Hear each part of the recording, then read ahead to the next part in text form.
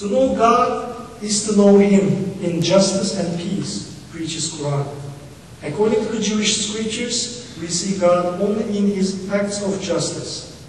And justice is the goal of the human life. What is good has been explained to you. Man, this is what Yahweh asks of you.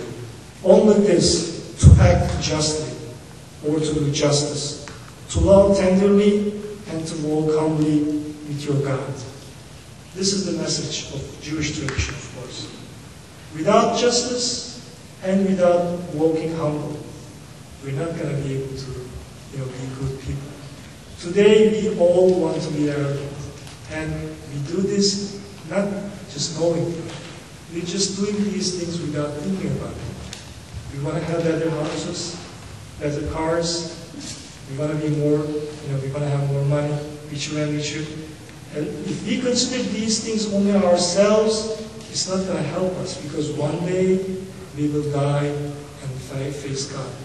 But if we use all these things for the sake of God, or God's purpose, or for the community, then all of these things have a meaning. That must be the thing that we should follow. We all cried when we remember the story of Joseph, which we call Yusuf, the son of Jacob, Yaakov. How he was taken away from his father, sold as a slave to a merchant, and at the end overcame all the hardship and suffering, and became leader or the king of Egypt. Joseph's story is meaningful to all of us, and we Muslims see in Joseph the ideal of being a beautiful, attractive person, becoming a politician, or holding any social status, economic post whatsoever, yet not giving up personal or ethical values. That's why when they are pregnant, every Muslim woman recites from Quran the chapter on Joseph as a way of asking God to give them beautiful baby boys or girls like Joseph. In Islam, we consider Joseph as one of the most beautiful persons in the world. And we don't even call him handsome, because handsome has like a materialistic way. We call him beautiful.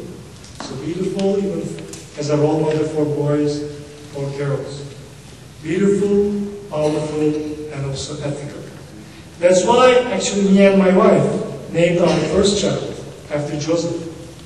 And interestingly enough, last week on a website, a news channel from Turkey, I learned that in 2007, Joseph or Yusuf became the #1 most popular name in Turkey among the new baby boys. And we didn't know it. So everybody's following our tradition.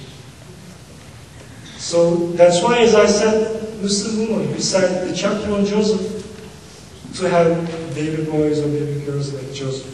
So I wrote Quran here, and I'm going to read one part of it, the conversation between Joseph and Jacob, his father. Joseph said to his father, "Father, I dreamed of 11 stars and the sun and the moon.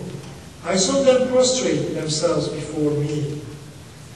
"My son," he replied, "say nothing of this dream to your brothers, lest they plot evil against you. Satan is the sworn enemy of man. Even thus shall you be chosen by your Lord. He will teach you to interpret visions, and will perfect his favor to you and to the house of Jacob, as he perfected it to your forefathers, Abraham and Isaac, before you. Your Lord is all-knowing and wise." The story goes, and Joseph is, thrown into a well, and his brothers discuss what to do about him, because they think that he's the favorite son. So they want to organize a plot against him. And Satan comes, because as Jacob says, Satan is our enemy. It is the most important enemy.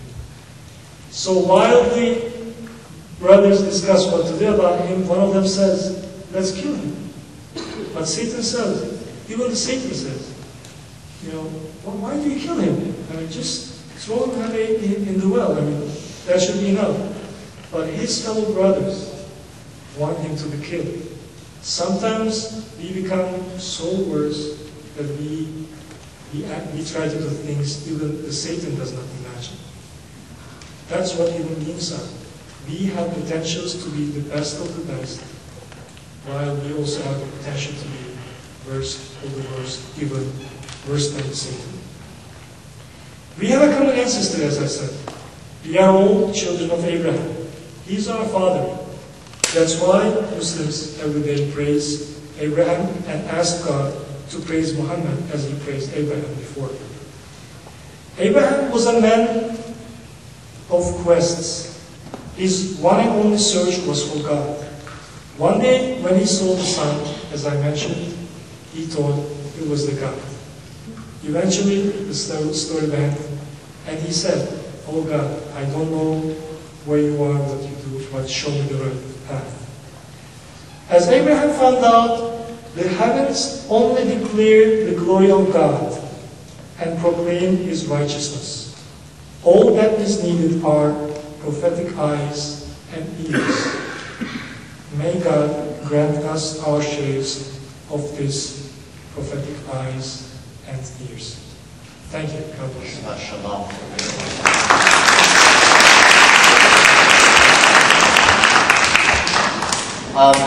Let's dialogue a little bit. You've shared with us, first of all, thank you, and thank one and all. And by the way, our tradition in the synagogue is not to applaud for anybody, so you made the break tradition. The idea is very, I'm sure you have too, is that all appreciation in the sanctuary goes to God. And so when they were, okay, there you go. All right. So you've shared with us from ancient sources, and by the way, I'm sure some people here know, I don't know if everybody knows, the story of Abraham with the star and the sun and the moon. That's in our rabbinic writings as well, in the Midrash that comes from there. Yeah, so we tell the same story in our religious school. That's a beautiful, very important story. Who's the God that's behind it all? And of course, the story of Jacob and Joseph too is we find in our Bible. And so you've shared with us the ancient roots that we have in common. You shared with us through history some of the highlights and the good moments, and there were many of them, many centuries of good relations between the Jewish world and the Islamic world. This is something that we have, so at least we have some good heritage and basis to draw upon, which is a good thing. But now, as we're in the 20th century, and one of the questions that I get when I tell people that we're involved in this kind of a dialogue, in this kind of a program, very often people, to be honest, quite, a little bit skeptical, and they say, I don't think you should be talking to Muslims. I said, well, we need to be talking to Muslims for all the reasons that we've just been discussing. They said, well, they're terrorists. And I said, no, that's not right. They're not terrorists. And then they say, well, why don't more of them speak out against terrorism? This is a question that I know we hear a lot. And now you've done that tonight. And maybe you can help me understand, because I don't know that I do. Why is it that that's a question that so many people have? Why don't more Muslims speak out, more against terrorism? So let me ask you. Actually, this is a very important question, because we felt the necessity of this only after September 11th. Because Muslims thought that Islamic experience, the majority of Muslims, is something between the people and God. It's just a very personal experience. That's why they were just living, within their communities, not even getting out, outreaching other people, and just living their daily lives. But eventually they realized that there are other people who claim the same creedal background, who are more vocal and criticize the West. This not began only in the 20th century, but we experience more examples in this century. Think about the war in Afghanistan. When people went to help Afghan people in their wars against Russia, I'm talking about the war in 1979, everybody thought that this is a jihad, meaning Muslims are persecuted, so you should help them.